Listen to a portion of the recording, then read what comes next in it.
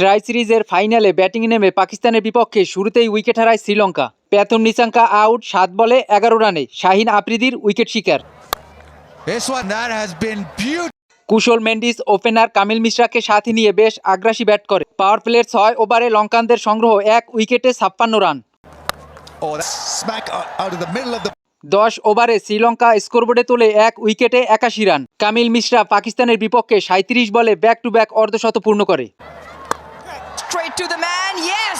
কুশল Mendis out 18 বলে 14 রানে। Mohammad নওয়াজের wicket শিকার। কামিল মিশ্রা বিদায় 47 বলে 59 রানে।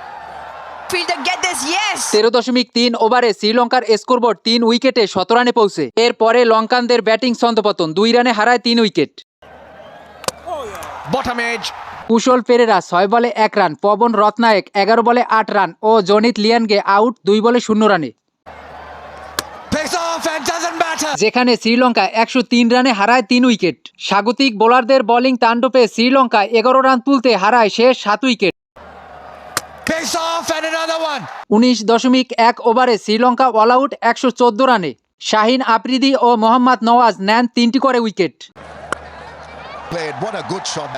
115 রানের সহজ টার্গেটে দুর্দান্ত শুরু পাকিস্তানের। ওপেনার সাহেবজাদা ফারহান ও সায়েম আইয়ুব বেশ আস্থার সাথে ব্যাট করে।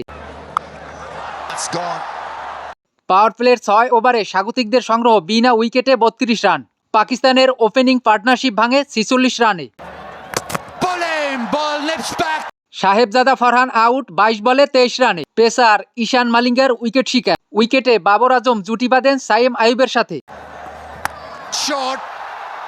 10 ওভার শেষে পাকিস্তানের সংগ্রহ 1 উইকেটে 71 রান। বাকি 10 ওভারে পাকিস্তানের জয়ের জন্য দরকার মাত্র 44 রান।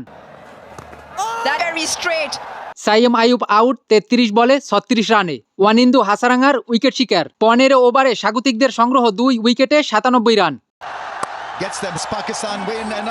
18.4 ওভারে 4 উইকেট হারিয়ে ম্যাচ জয়লাভ করে পাকিস্তান। 6 উইকেটের জয়ে ত্রিদেশীয় সিরিজে চ্যাম্পিয়ন পাকিস্তান।